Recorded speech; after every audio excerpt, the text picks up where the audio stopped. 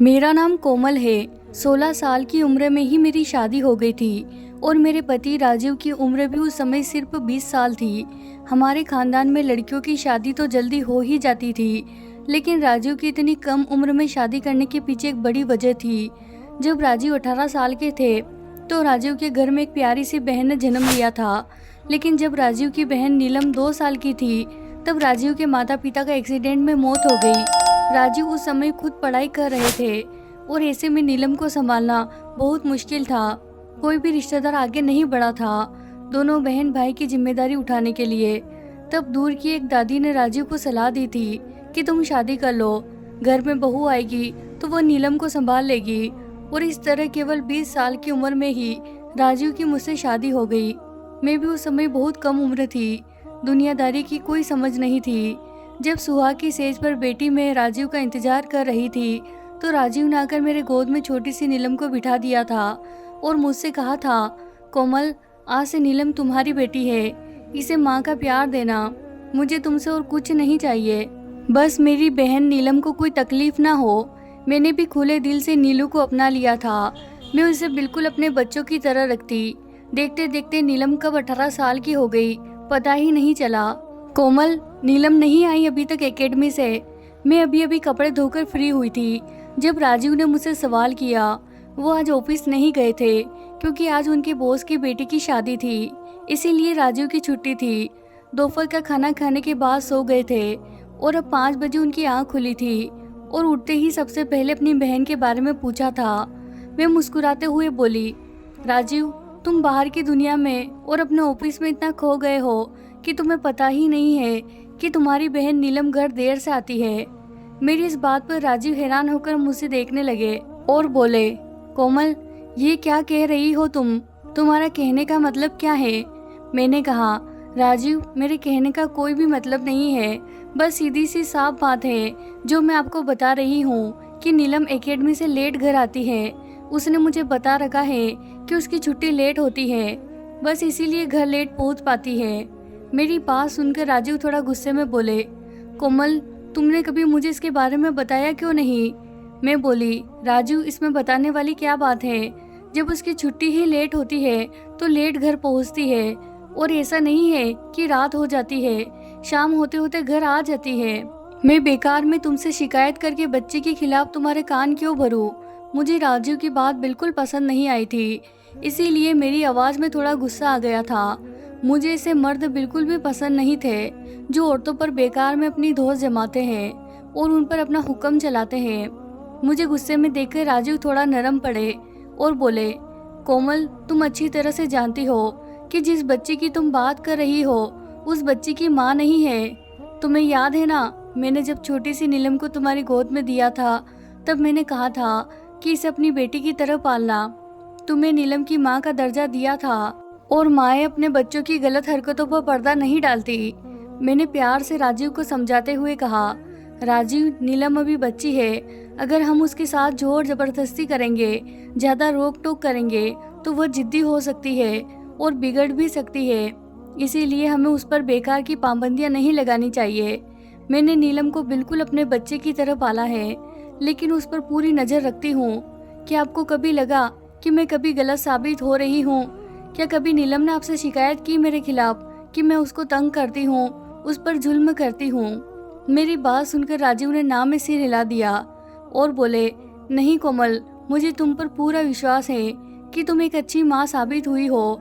अच्छा बाबा, जो मर्जी हो करो अपनी बेटी के साथ, लेकिन मुझे तो भूखा मत मारो। दोपहर को भी बस हल्का फुल्का ही खाया था, भूख लगी है, कुछ खाने को दे दो। लेकिन मैंने महसूस किया कि जैसे राजीव अभी मेरी बातों से संतुष्ट नहीं थे। मैं राजीव के लिए चाय के साथ कुछ स्नैक्स बनाकर ले आई। शाम को 7 बजे तक नीलम घर वापस आ चुकी थी। राजीव के चेहरे से लग रहा था कि जैसे राजीव नीलम से कुछ पूछना चाहते हैं, लेकिन शायद मेरी वजह से ज़्यादा पूछताछ नहीं की। सिर्फ इतना ही कहा कि 5 बजे तक घर आ जाया करो। राजीव की बात पर नीलम कुछ नहीं बोली, बस हाँ में सिर हिला दिया।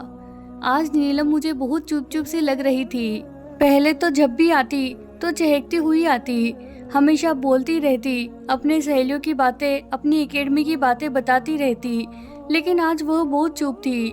मुझे लगा शायद राजू की बात पर नीलम उदास हो गई है, इसीलिए मैंने नीलम को समझाने की खातिर कहा कि नीलम, अपने भाई की बात का बुरा मत मानना, वो तो बस तुम्हारी भलाई के लिए ही कह रहे थे। अंधेरा हो जाता है तो कहीं रास्ते में तुम्हें कोई दिक्कत ना हो, बस इसीलिए कह रहे थे। लेकिन नीलम ने मेरी बात सुनी ही नहीं, चुपचाप बैठी रही। अब मुझे नीलम की चिंता होने लगी। मैंने नीलम के सर पर हाथ फेरते हुए कहा, नीलम क्या बात है, तुम परेशान हो? लेकिन मेरा इतना कहते ही नीलम एकदम से गुस्से में बोली, क्या है भाभी, 2 पल तो सुकून से सांस लेने दिया करे। आपके हर वक्त के सवाल जवाबों से मैं तंग आ गई हूँ। कह तो दिया एक बार कि कोई प्रॉब्लम नहीं है, लेकिन आप तो हाथ धोकर पीछे ही पड़ जाती है। इतना कहकर नीलम पैर पटकते हुए अपने कमरे में चली गई। मुझे बहुत हैरत हुई। इससे पहले नीलम कभी भी ऐसी बात नहीं थी। वह तो शुक्र था राजू कमरे में जा चुके थे, नहीं तो पता नहीं क्या तमाशा खड़ा हो जाता।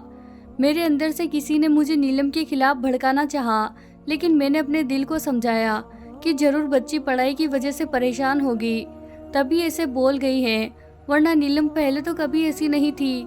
मैं कमरे में आई तो राजू ने मुझसे पूछा, कोमल, ये नीलम ऐसे बात क्यों कर रही थी? मैंने अभी उसको तुम्हारे साथ बदतमीजी करते हुए देखा। अभी मैं उसको जाकर बताता हूँ कि बड़ों से कैसे तमीज से बात की जाती है। राजीव के तेवर देखकर मैं डर गई। बड़ी मुश्किल से मैंने राजीव को शांत किया। मेरे बहुत समझाने पर राजीव मान तो गए, लेकिन मुझे समझाते ही बोले, कोमल, अभी तुम नीलम से नाराज ही रहना, इतनी जल्दी मत मान जाना, नहीं तो वो समझेगी कि तुम्हें कोई फर्क नहीं पड़ता और फिर वह आगे से तुम्हारी इज्जत नहीं करेगी। मैंने हाँ में सिर हिला दिया और राजीव के लिए मेरे दिल में इज्जत और भी ज्यादा बढ़ गई कि राजीव को मेरा कितना ख्याल है। सच कहते हैं, पति ही अपनी पत्नी की इज्जत करवाता है। मैं तो सोच रही थी कि अगले दिन नीलम के साथ नॉर्मल रहूंगी, जिससे कि नीलम का मूड अच्छा हो जाए, लेकिन राजीव की बातों से मुझे भी लगा कि हाँ, नीलम को एहसास दिलाना जरूरी है कि नीलम ने गलती की है, नहीं तो वह आगे से और भी ज्यादा बदतमीज हो जाती और मुझे जवाब देने लगती। अगले दिन मैं उठी तो नीलम कॉलेज जाने के लिए तैयार हो रही थी। मैंने जल्दी से उसके लिए नाश्ता बनाया और बाहर टेबल पर लाकर रख दिया। वैसे तो हमेशा नीलम मेरे पास किचन में खड़े होकर ही नाश्ता करती थी, लेकिन जब उसने टेबल पर नाश्ता रखा देखा तो बहाने से अपने नाश्ते की टेबल अंदर किचन में ले आई, ये कहते हुए, भाभी, मुझे एक और पराठा चाहिए। मैंने उसके प्लेट में एक और पराठा रख दिया और वह वहीं मेरे पास खड़े होकर नाश्ता करने लगी। हालांकि इससे पहले नीलम एक ही पराठा खाया करती थी। मुझसे बात करने के बहाने बोली, भाभी, दोपहर में क्या बनाओगी? नीलम की बात का मैंने बस पता नहीं कह दिया। नीलम की उतरी हुई शक्ल देखकर साफ पता लग रहा था कि उसे इस बात का एहसास है कि उसने मेरे साथ बदतमीजी की है। मैं नीलम को इग्नोर करती हुई अपने कमरे में आ गई।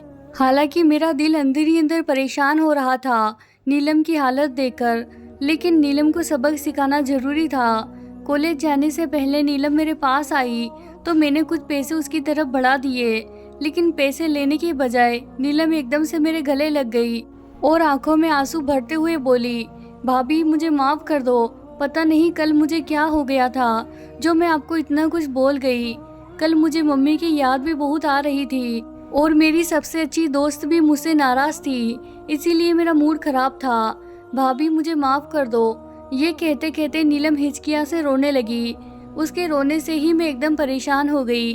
मैंने नीलम को चुप कराया और उसके माथे को चूमते हुए बोली, नीलम बच्चे, परेशान मत हो, मैंने तुम्हें माफ कर दिया है।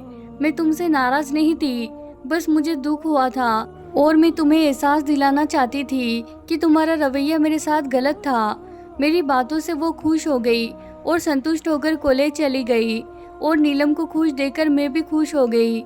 नीलम के साथ इतना सख्त रवैया अपनाते हुए मुझे भी बहुत बुरा लग रहा था। नीलम को मैंने बिल्कुल अपनी बेटी की तरह पाला था। भगवान ने मेरी किस्मत में औलाद की खुशी नहीं लिखी, लेकिन औलाद की कमी मैंने नीलम से पूरी की। मेरे सारे लाड प्यार का जरिया बस नीलम ही थी।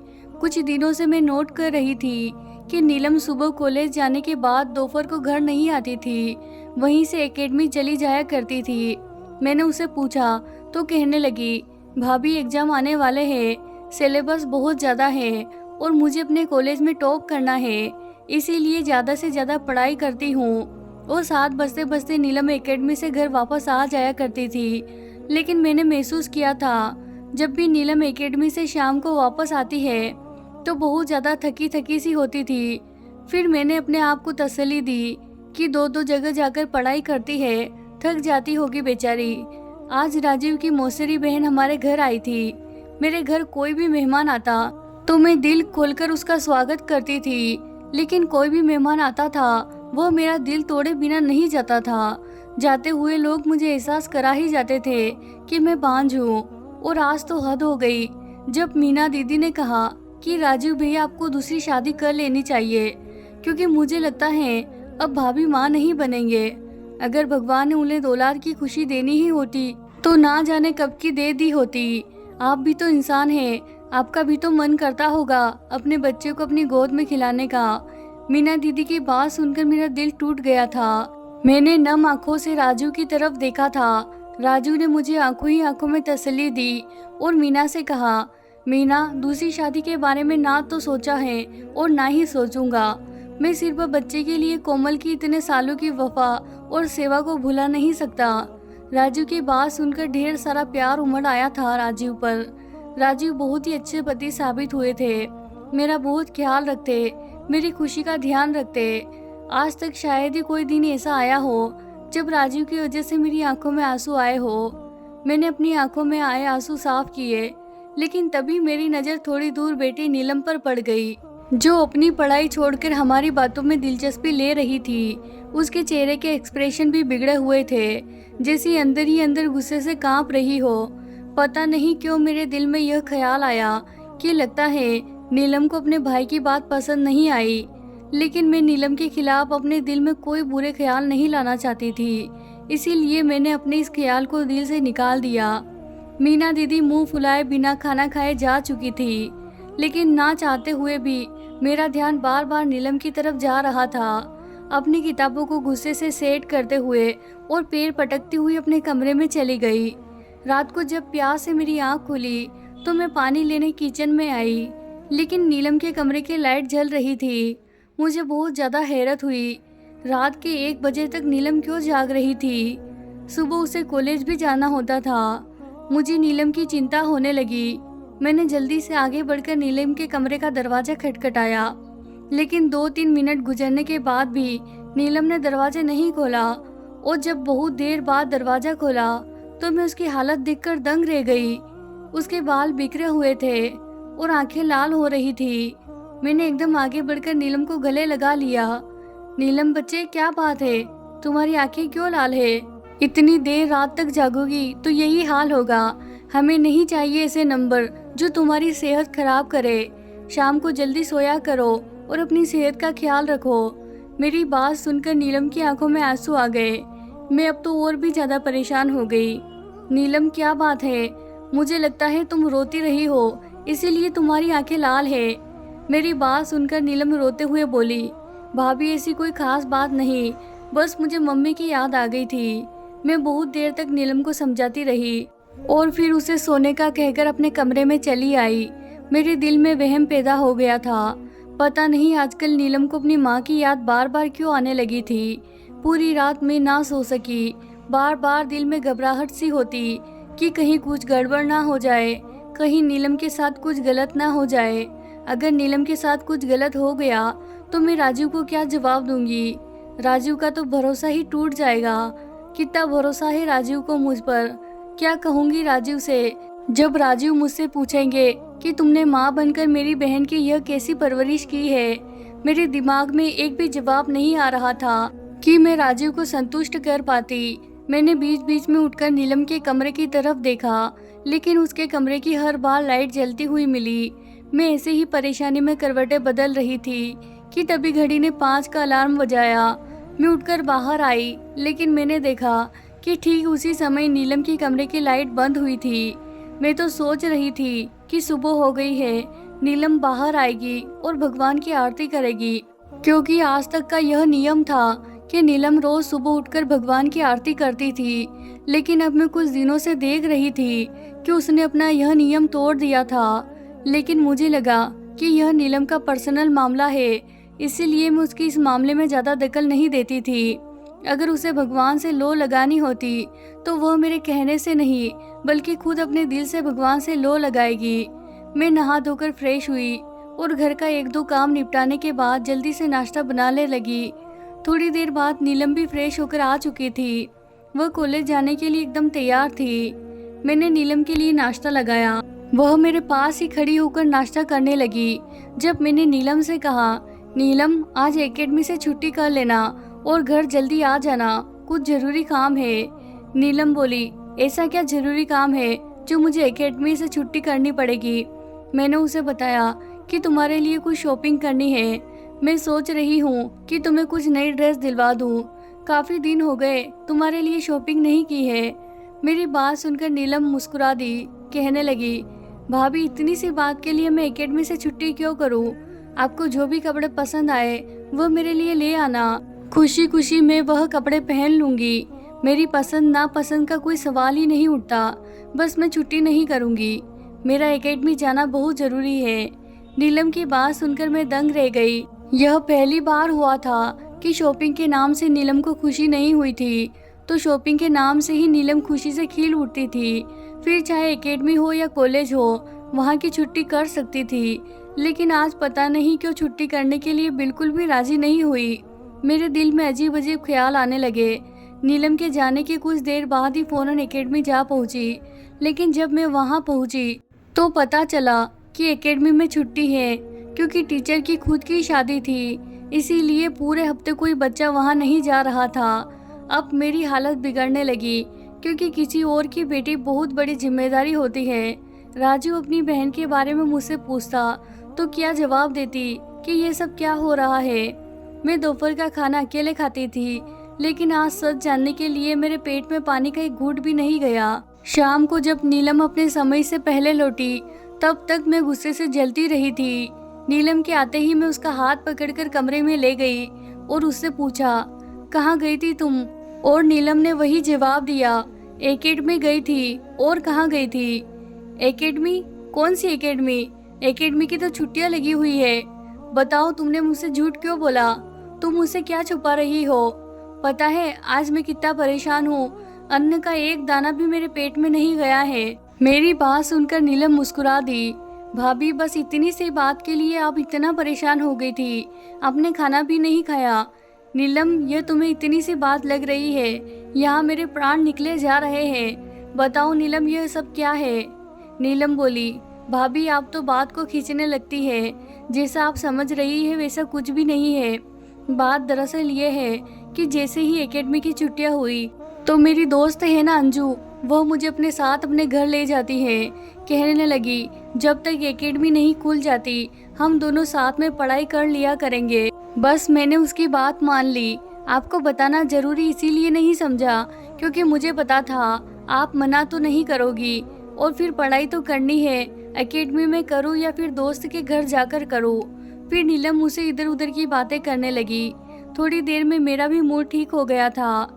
फिर अगले दिन उसने कॉलेज से खास मेरे लिए छुट्टी की थी। मैंने कहा, चलो तुम्हें नए कपड़े दिलवा दूँ, तो नीलम ने नए कपड़े लेने से मना कर दिया। कहने लगी, भाभी मुझे नए कपड़े नहीं चाहिए, लेकिन हाँ भाभी मुझे आपका वो लेमन कलर वाला सूट बहुत पसंद है, वो आप मुझे दे दे। और भाभी मुझे कपड़े लेने का कोई ज़रूरत नहीं है, आप अपने पुराने कपड़े मुझे दे सकती हो। आपके कपड़े पहनकर मुझे खुशी होगी। नीलम की बात ने मुझे हैरान कर दिया। नीलम, ये तुम कैसी बातें कर रही हो? भला मैं तुम्हें अपने पुराने कपड़े कैसे दे सकती हूँ? क्या भाभी माँ के कपड़े बेटी के लिए उतरन हो सकते हैं? आप तो मेरी माँ समान है और मुझे बहुत खुशी होगी जब मैं आपके उतारे हुए कपड़े पहनूं। नीलम की जिद के आगे मैं मजबूर हो गई। अपनी अलमारी से मैंने 4-5 ड्रेस निकालकर नीलम को दे दी, लेकिन वही कपड़े दिए जो मेरे पास में सबसे अच्छी और नई ड्रेस थी। मेरा दिल बिल्कुल भी नहीं कर रहा था कि नीलम पुराने कपड़े पहने। मैंने महसूस किया कि जैसे कपड़े लेते हुए नीलम के चेहरे पर उदासी थी। बार बार नीलम का चेहरा पढ़ने की कोशिश कर रही थी, लेकिन कुछ समझ नहीं आ रहा था। नीलम से पूछना भी बेकार था, क्योंकि वह 100 बहाने बनाकर साफ बच जाती। एकेडमी अभी तक खुली नहीं थी, लेकिन नीलम अब भी अपने दोस्त के घर पढ़ाई करने जाती थी।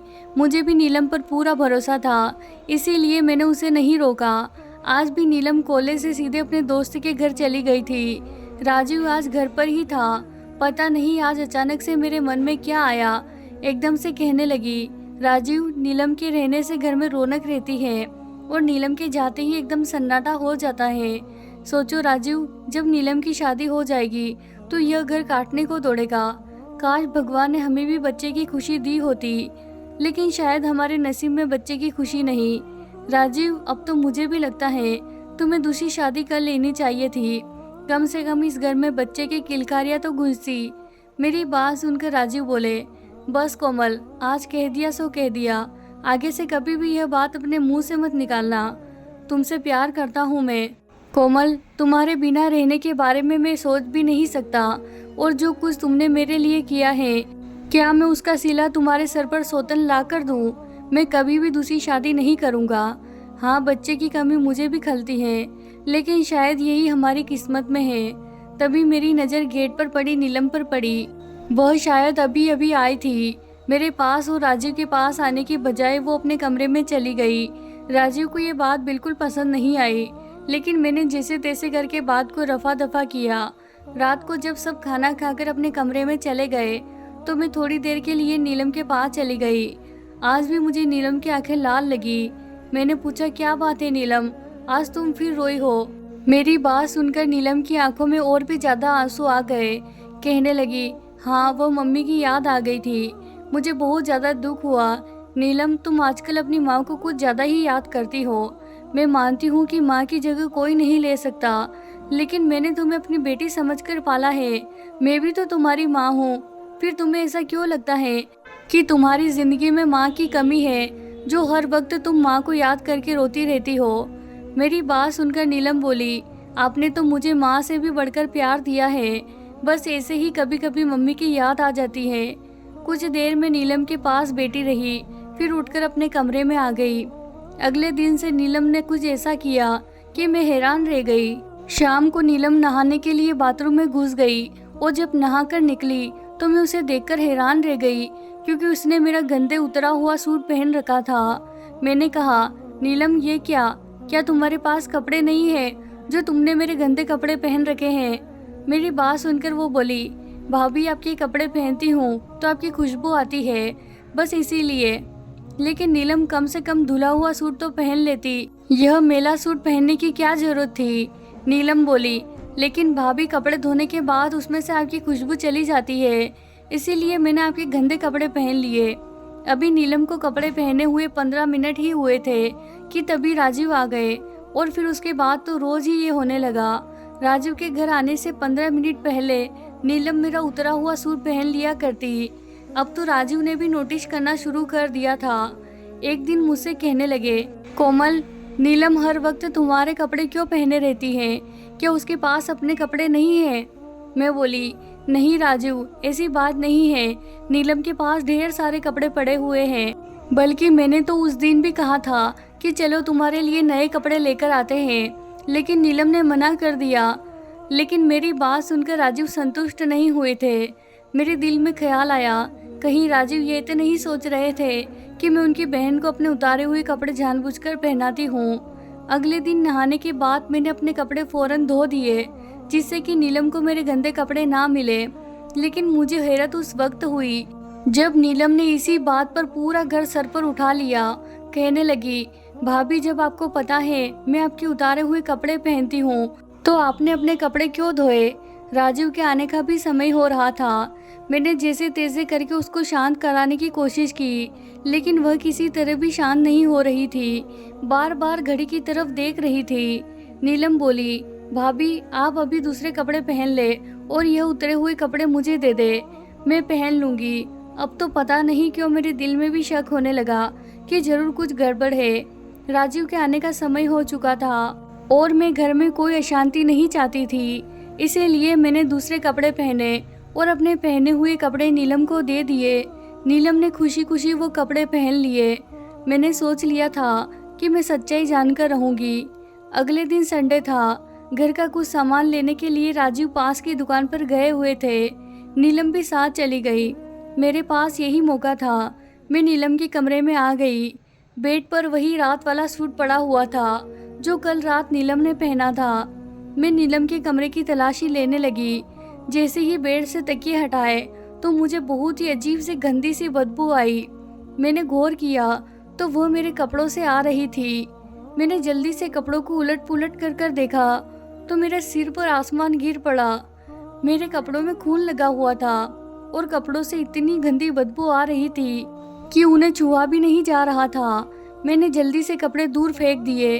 तभी दरवाजा खोलकर नीलम आ गई और मुझे अपने कमरे में देखकर एकदम से हड़बड़ा गई। मैंने कहा, नीलम क्या है ये सब? आज मुझे सब सच बताओ। तुमने मुझे सच नहीं बताया तो हो सकता है हम दोनों के बीच बने इस माँ बेटी के रिश्ते को ख़त्म कर दूँ। मेरी बात सुनकर नीलम बहुत ज़्यादा डर गई। रोते हुए मेरे पैरों में बैठ गई और बोली, नहीं भाभी, अगर आपने ऐसा किया तो मैं मर जाऊंगी। मैंने नीलम को कंधों से पकड़कर उठाया। मैं बोली, तो फिर बताओ मुझे ये सब क्या है? तुम रोज मेरे उतारे हुए कपड़े क्यों पहनती हो और मेरे कपड़ों से खून क्यों लगा हुआ है? नीलम अपनी आंखें साफ करती हुई बोली, मुझसे आपका दुख नहीं देखा जाता। जब भी लोग आपको बांझपन का ताना देते हैं तो मेरा दिल खून के आंसू रोता है। जब आपकी सूनी गोद देखती हूँ तो समझ नहीं आता कि ऐसा क्या करूँ कि आपकी गोद भर जाए। कभी कभी यह सोचकर बहुत ज़्यादा डर जाती हूँ कि कभी भैया दूसरी शादी ना कर ले। यही सारी बातें मैंने अपनी दोस्त को बताई तो उसने मुझे एक ऐसी औरत के बारे में बताया जो जादू टोने का काम करती है और वो मेरी परेशानी दूर कर सकती थी। मैं और अंजू उस औरत के पास गए तो उस औरत ने कहा कि तुम्हारी भाभी माँ की बीमारी तुम्हें अपने अंदर लेनी होगी और इसके लिए तुम अपनी भाभी के कपड़े पहनकर मेरे पास आना। फिर मैं कुछ ऐसे मंत्र पढ़ूंगी कि तुम्हारी भाभी की बीमारी तुम्हारे अंदर आ जाएगी। 9 दिन तक मैं आपके कपड़े पहनकर उसके पास जाती रही। 10वें दिन उस औरत ने कहा कि अब जो कुछ करना है तुम्हें घर पर ही करना है। रोज शाम को 7 बजे 21 दिन तक तुम अपनी भाभी के उतारे हुए कपड़े पहनोगी और मेरा दिया हुआ ये मुर्गी का खून उन कपड़ों पर लगाना है। पूरी रात यही वाले कपड़े तुम्हें पहनने हैं। भाभी, 21 दिन में अभी 8 ही दिन हुए हैं। देखना 21 दिन होते ही आपकी बीमारी मेरे अंदर आ जाएगी और आप माँ बन जाएगी। मैं हैरत से मुंह खोले नीलम की बातें सुन रही थी।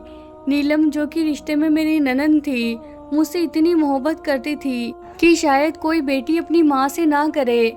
मैंने कसकर नीलम को गले से लगा लिया। नीलम, मुझे माफ़ कर दो जो मैंने तुम पर इतना बेकार शक किया। और पागल, तुम मेरे लिए इतनी बड़ी कुर्बानी देने जा रही थी। तुम्हें क्या लगता है कि मैं अपनी खुशियों के लिए मैं तुम्हारी खुशियों का गला घोट दूंगी? ऐसी खुशियाँ मुझे नहीं चाहिए जो तुम्हें दुख दे। और नीलम, यह सब अंधविश्वास होता है, यह जादू टोने कुछ नहीं होता। अगर भगवान मुझे औलाद देता तो पहले ही दे चुका होता, लेकिन मुझे अब औलाद की कोई ज़रूरत नहीं क्योंकि मेरी ज़िंदगी में मेरी औलाद से भी बढ़कर तुम हो। मैंने नीलम के माथे को चूम लिया। यह सब कुछ मैंने राजू को नहीं बताया क्योंकि बेटियों के कुछ राज सिर्फ माँ के पास सुरक्षित होते हैं। तो प्यारे दोस्तों, ये थी हमारी आज की कहानी। अगर आपको कहानी पसंद आई है तो इसे ज़रूर लाइक कीजिए और आपकी राय हमें कमेंट बॉक्स में बताना भी ना भूलें। साथ ही अगर आपने अभी तक हमारे चैनल को सब्सक्राइब नहीं किया है तो कर ले ताकि आने वाली नई वीडियो की नोटिफिकेशन आपको सबसे पहले मिले। धन्यवाद दोस्तों।